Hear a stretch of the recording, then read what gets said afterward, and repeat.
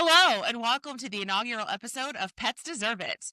We're your hosts, Jessica and Dr. Megan. We are so glad you're tuning in to the first episode of our podcast. New episodes will drop on the first of every month. We will be covering a variety of topics as they relate to stress in your pet's life. It is important to remember that they have rich inner emotional lives with their own likes and dislikes and stressors that we don't understand.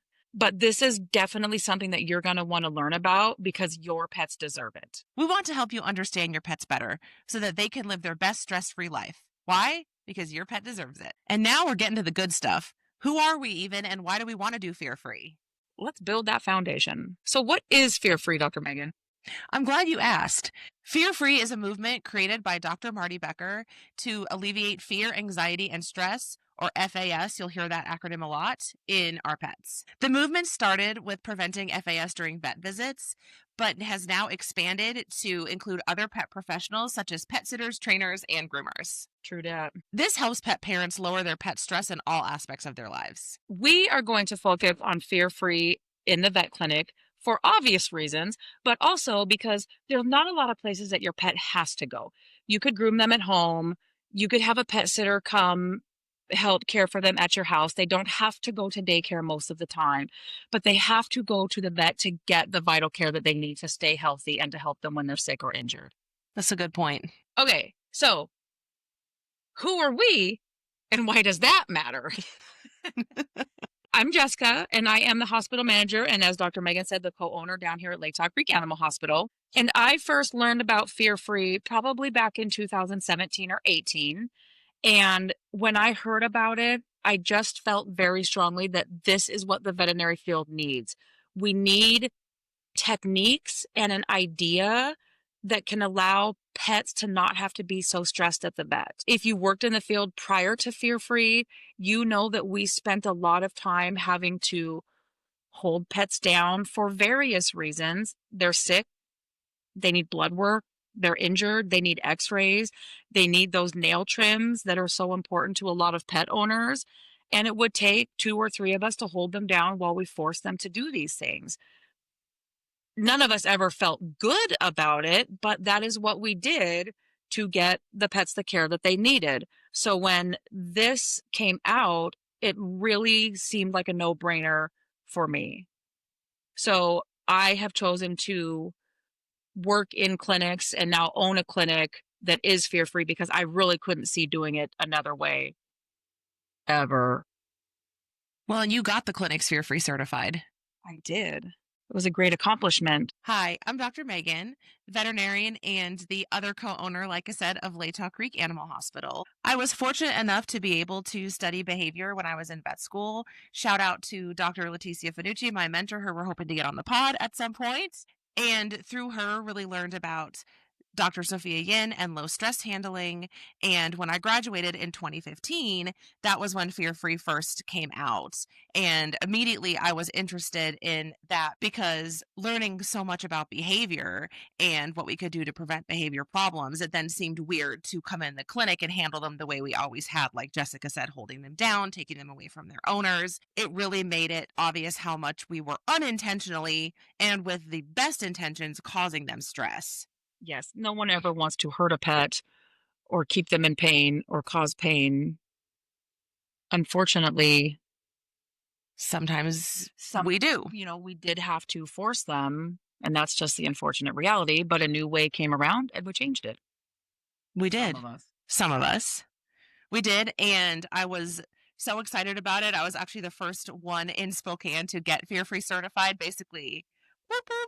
Basically, right out of the gate, as soon as it was a possibility, I was on it because I just loved that idea so much, and did not start doing all of the stuff that we're doing now. But even at the beginning, even a few small changes that I was able to make right away after getting certified made a huge difference.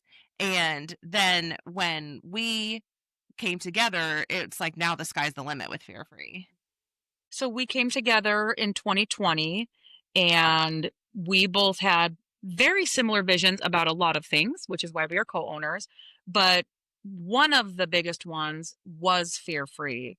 And even though I came from a Fear Free certified practice, we still were not to the point where we were doing it 100%. And Latah Creek only had a couple team members that were willing to participate in these types of techniques because it does take longer and you really do have to understand the pet and their body language. So there's a big learning curve if you want to take it very serious. So when we came together, we turned Latah Creek into a fear-free only clinic. We got the clinic fear-free certified, and we chose to only hire team members moving forward that were willing to become fear-free certified, and then each team member got fear-free certified within a couple weeks of working for us.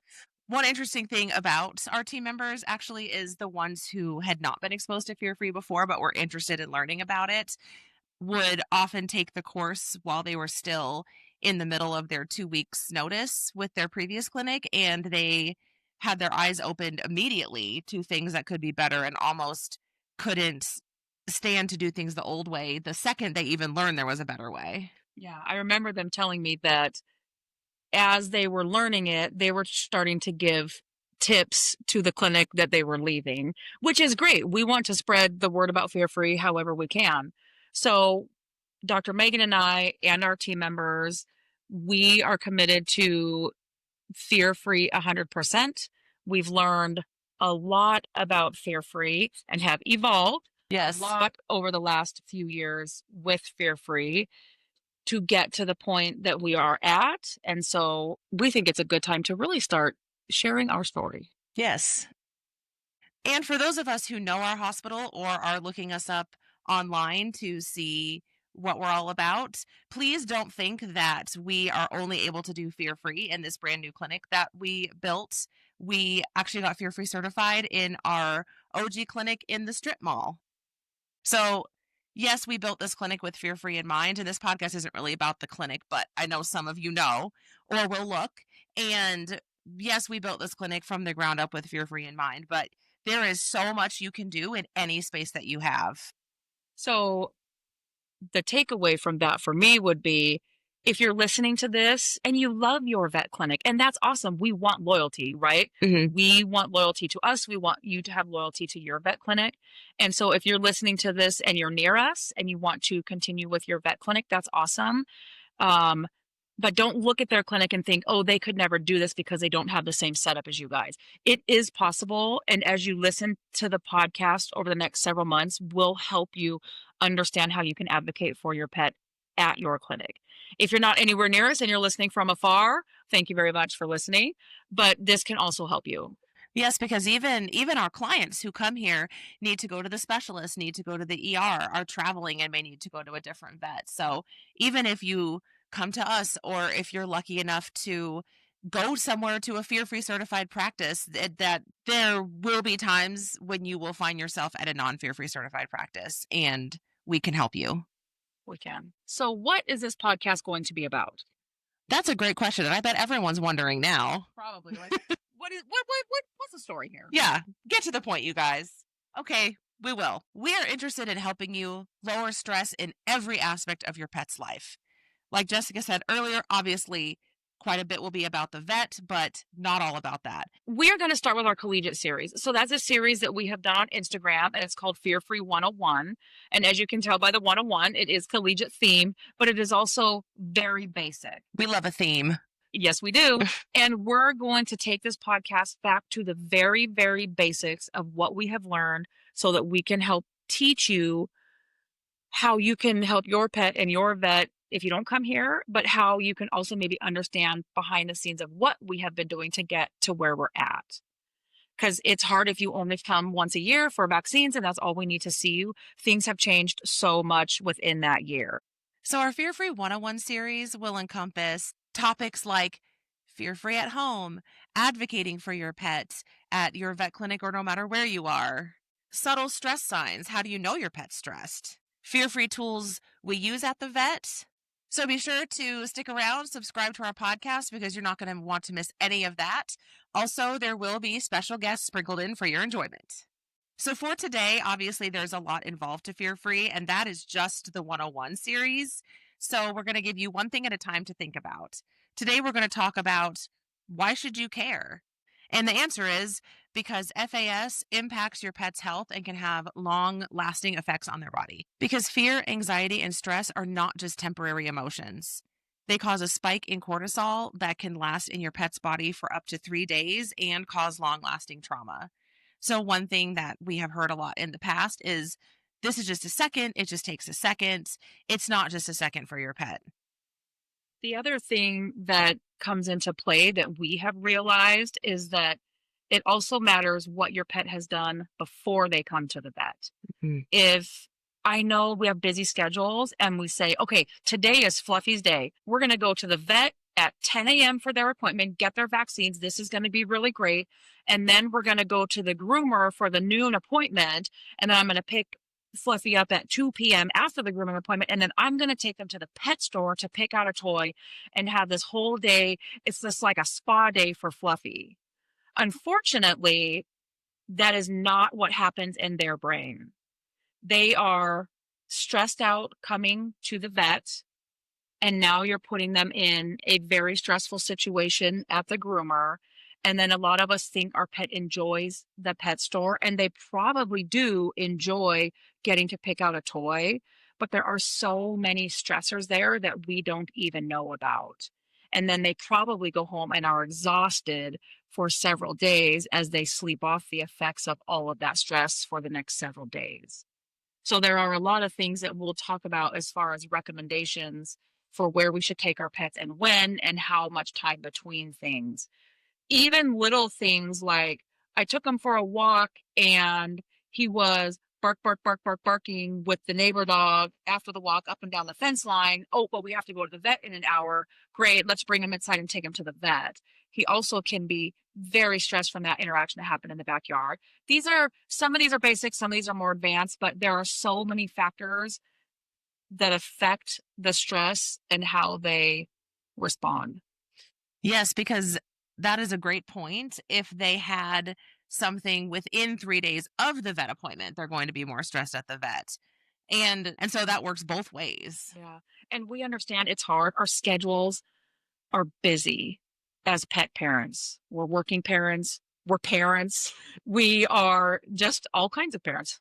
But sometimes just keeping that in mind is enough to start to mitigate it because we're all about the little things that you can do. So, what does stress do to their body? That's a great question that I just asked that I would also like to answer. All right, I'm doing it. The spike of cortisol, again, the stress hormone, leads to increased heart rate and blood pressure, a suppressed immune system, and a slower healing time. In the long term, that can lead to heart disease, digestive problems, long term behavioral changes, as well as weakening your bond with your pet if you're constantly putting them in stressful situations and they are using all of the tools at their disposal to tell you they're uncomfortable and they feel ignored. One might say that the emotional well being is just as important as the physical well being. I think one would definitely say that. We would, but others might as well. And once we create that trauma, again, unintentionally, then they're going to have a more intense reaction when they're presented with the same trigger in the future. So, again, just a second at the vet, it's going to be worse every single time. So, are you saying that if I bring Fluffy to the vet and we don't have a great experience, we're scared and shaking as soon as we get here, is the same thing going to happen next year when we come for our visit? No, it's going to be worse next year. Yeah. Oh, no. Okay, so let's think about the vet clinic. Okay. So someone listening to the podcast has a dog and they're taking him to the vet. What things are going to stress them out? That's a great question. Fear-free does start at home, but let's focus on the vet. Yes. So for some dogs, honestly, the front door. They are about to enter into a place that smells like a bunch of other animals. It may, if you're not at a fear-free certified practice, it may be noisy. And that is a big barrier to them wanting to go any farther. And most clinics don't have a secondary door that they can come in. We do. We have 3. We could make 4 work. Oh, 5. They'd come down through the roof, so really 6. It's really just like... We'll see them outside. They have to come in. At a very basic level, They will probably be scared to come in the door because they're coming into a new place. They might be scared to get on the scale or enter the exam room. And they also might be afraid of medical tools or oftentimes the vet themselves. So, at a basic level, when you are taking your dog to the vet, don't force them to go inside. How could you get them inside with a treat? Maybe pick them up if they're small. Don't let anyone pull them up on the scale, and don't let them be forced to get nail trims or vaccines, or if they're scared of the stethoscope, don't let those things happen. That's where we're going to start. Mhm. Just try not to let those things happen, or at least start to pay attention to how they're responding at the vet so that you can know, like on the next podcast, oh my gosh, he was doing that when I was at the vet. And Mhm. now you're going to help teach me what that means. So step one is really like, what are these triggers? Yes, and remember they may not be the same for every dog. They may not make sense to you. They are going to tell you what their triggers are and what they're scared of. And although it may seem to us like it should not be stressful, it's terrifying for them. They don't understand. Especially walking through a door. How many times do they walk through the door? It's different when you walk through a door at your house. It's different when you walk through grandma and grandpa's front door. Mhm. It's the vet clinic and the smells. It's even different when they walk into a pet store. They know that when they go to the pet store, they're probably going to get a toy. Yes, there are still other triggers there, but in the end, they're going to get treats and a toy. We may be looking at something like this is just a stethoscope. What's the big deal? But to them it's terrifying. So, yeah, Yeah. it's terrifying. Yeah. And things terrify them. And if our listeners or watchers, if you're watching from YouTube, start to just think, oh my gosh, it is the front door or it is the scale. And you just start to recognize those things. That is a good first step. Mhm. And then for cats, we love cats on this podcast. For cats, being out of their home environment is the terrifying part. The whole thing. Cats are much less likely to care about one specific trigger like the stethoscope or a needle or anything like that. For them, it's being outside of their home territory. Many cats in this day and age are indoor only, and even the ones that aren't have a very well prescribed territory that they'll stay within. And being removed from that territory for them is absolutely terrifying. And being in the car, they don't understand that. We take dogs lots of places, to Starbucks to get a pup cup, on walks, and cats don't go anywhere. They don't necessarily want to go anywhere except for a very few specific adventure cats that have been trained to love it.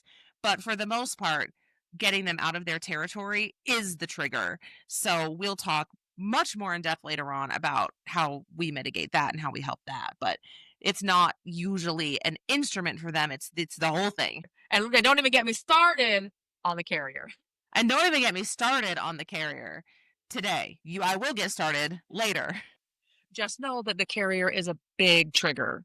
And let's leave you with one tip about the carrier. Don't leave it in the garage all year and drag it out once a year covered in dust and spiders to shove the cat into it. Exactly. Exactly. Exactly. And shout out to our small exotic mammals. They are much the same way. What causes them stress is being out of their home environment because they never, ever leave. It's not so much about being territorial as it is with cats, but just the terror of being outside of their normal environments. Especially since they tend to only come to the vet when they're sick. So we might only see them every couple years, which can make it even more terrifying. Reptiles are easy. I love reptiles. I'll give a tip for reptiles right now. Just keep them warm and they'll be happy. So every month at the end of our podcast, we would like to talk about a fear-free win or answer a question that was submitted by one of our listeners. For this podcast, we really are speaking to pet owners. Yes. But this information can be so valuable to not only pet owners, but pet professionals. So if you are a pet professional and you're working in a clinic, fear-free certified or not, and you also have questions, please feel free to DM us as well. Absolutely. Since this is obviously our inaugural episode, we have each chosen a fear-free win. And if anyone's interested, just as a side note, we could also do a fear-free learning moment. I won't call it a fear-free loss, but For the first one, let's start with a win each. We have lots of learning moments. We have lots of learning moments, lots of ups and downs. It's definitely a learning process the whole time. But to start, we're going to each share a win. Do you want to go first? Sure. Okay, so I'm going to talk about Winnie. That's a good one. And I'm going to use Winnie is her real name. She is one of our canine patients. I am going to use her name because Mom did end up doing a video testimonial for us. It is on Instagram, and we will tag that reel in the show notes. So Winnie came to us from a different clinic at a young age. Winnie came to us as an FAS3. And so she's scared. She's scared to be at the vet. She's scared of the tools. She's avoidant. She's frozen in the room. And sometimes those signs are hard to recognize. And they told her that she was a bad dog and that she should be returned to the breeder, or she should have a behavioral euthanasia and they should get a good dog. So, Mom was very discouraged, and Mom laid awake at night because she didn't know how she was ever going to get her bad dog the care that was needed. So after a couple visits, we got Winnie on the right pre-visit pharmaceutical drug protocol. Those are what we call PVPs. Mm-hmm. So after we figured out the right PVP protocol for her, her stress level was greatly decreased in the exam room, and it became an opportunity for us to do a full physical exam and give her vaccines and really get her the care that she needed. And when Dr. Megan came out of the exam room, I asked her how it went, and she said it wasn't anything memorable. And what we mean when we say that is it wasn't memorable in the sense that she was not FAS5. She did not try to bite us. She was not overly stressed, and she absolutely is not a bad dog and does not need a behavioral euthanasia. Right. We mean that in a good way. We mean that in a good way. You never want your doctor to be like, whoa, I've never seen this before. Right. Oh my God. So I went in and we asked Mom if we could talk with her on camera about her experience. And again, you can see it by clicking on the link in the show notes, but what she basically said is she did not think there was a place that Winnie could ever get the care that she needed. And she would lay awake at night crying because she didn't know what she would do. Like, let alone, she had come to terms with the fact that Winnie might not ever get her vaccines and preventative care. She'd never had her teeth looked at. She'd never had some of these vital things looked at. Mom laid awake at night crying because she didn't know how she was going to get her emergency care if she got hit by a car, God forbid, if she got porcupine quills, if she ran out in the backyard and twisted her knee. She did not know how she was going to get care or who was going to provide that care. So when Mom came here, she was so relieved that she had found a place that Winnie could get the care that she needed preventatively and in an emergency. And again, Winnie isn't a bad dog. We don't think of dogs in terms of bad dog or good dog. We have very scared dogs. We have very stressed and anxious dogs. And that's how you'll hear us talk about them. So Winnie is anxious. And we actually had a lot of stressors to overcome when Winnie came here, which means our PVPs have to work a little bit harder to get her to a place that she is comfortable with us. We have had to sedate her just to do a couple of the things because she is so stressed out, because she remembers the visits from the previous vet when they had to hold her down to do the things. That's that trauma we were talking about earlier, that she gets more and more stressed every time, and her behavior, it follows them, and their behavior gets, again, we don't like the word worse. I like to say it gets louder every single time. Because they're trying to tell us in any way possible that they're stressed. So for Winnie, Winnie is such a fear-free win. You'll hear us use the term fear-free win a lot. Yes. Again, fear-free wins and fear-free growth. So Winnie was absolutely a fear-free win. And the win is for Winnie because Winnie will get to live a long, happy, healthy life because she's getting the care that she needs. And hopefully we'll be able to get Winnie's mom on the podcast so that she can tell the story. Okay, Dr. Megan, that's enough about Winnie for now. Who do you want to talk about? I want to talk about Kaiju. Oh, Juju. That is also his real name because he also has an Instagram feature, which we'll link in the show notes. And I'm also hoping to get his moms on the podcast at some point as well. Now, Kaiju is an FAS 5 out of 5 because his behavior has been ignored, not by his family, but by his previous veterinarian. We don't know exactly what happened. His family recently moved up here. They said, well, we don't know exactly what happened because his previous vet team took him to the back, which we don't do, but that is a whole nother conversation. And they could hear him screaming. So sad. So sad. So we don't know exactly what happened. So Kaiju has now learned, which is completely fair, that whispering doesn't work, so he has to scream. So Kaiju will bite you, which I think is totally fair given what has happened. He is just trying to defend himself because whatever happened, he doesn't want that to happen again. Yeah, it's fair. And any kind of reaching or going towards him are big triggers for him. So we could probably guess what happened, but I won't speculate about what another clinic has done. But Kaiju's family is extremely on board with Fear Free, super in tune with Fear Free. They've just been awesome and they really, really wanted to help him. They never wanted him to have to ever go through that again. They have now realized again that there's a better way and are super on board. So, Kaiju's very first visit, which we all were on board and on the same page was going to be like this, was just, and again, there's a video in the show notes you can see of him coming in and we were tossing treats and just kind of trying to let him get used to the environment and see that it would be different here because a visit where we don't do anything is sometimes the most valuable of all for them because they realize that something bad's not going to happen every single time they come in. And especially when they have that trauma we've talked about before, they might need multiples of those, which is again a bigger conversation for later. But for Kaiju, the goal was to bring him in, try to get him a little bit used to the environment, and then be able to prescribe the appropriate level of the pre-visit pharmaceuticals or PVPs for him. And when, to be very transparent, I was healing from an injury at the time and tripped when I got up and he went for my ankle, which is, again, I think fair. He didn't make contact. He was just telling me to stay back.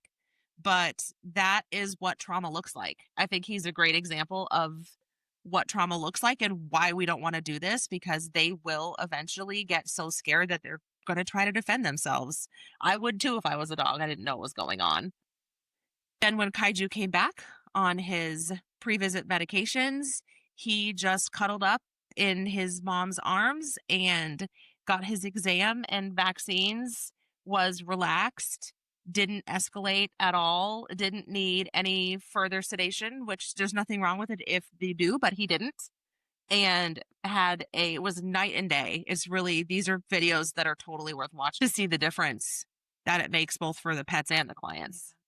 So both of these are extreme cases, but we have stories like this every week. Definitely. And every day we have lots of fear-free wins. Absolutely. And one thing I think it's important about both Winnie and Kaiju for both pet parents and other pet professionals to see is fear-free looks very easy if you have a golden retriever who comes in at FAS 0. It is not very difficult to keep their stress from escalating, which is another big thing we'll talk about. But even if your pet has trauma, even if they've been held down in the past or told they were a bad dog or been kicked out of the vet, there is hope for them. It's not just preventative. We can help them if they already have that trauma. Yes, we can. So we talked about a lot of stuff today. Yeah, we did. But we barely scratched the surface. Oh boy. This is very basic. And we're going to leave you with what we've talked about so far because it's a lot to process and just to get you thinking about what does scare my dog or my cat or my bearded dragon or guinea pig, rabbit, ferret. Doesn't matter. But that's it for this month. Thank you so much for tuning into our first episode. And to learn more about fear-free and helping prevent stress in your pet's life, here are some additional resources. So you can go to fearfreepets.com. You can also go to fearfreehappyhomes.com. But the good stuff is on our Instagram page at Latah Creek AH and our Facebook page at Latah Creek Animal Hospital. We've also got some good stuff over on YouTube at Latah Creek AH. If you subscribe, you can get our Fear Free 101 guide and join our email list to learn more. So that's a wrap. That's a wrap. See you next month. See you next month. Bye.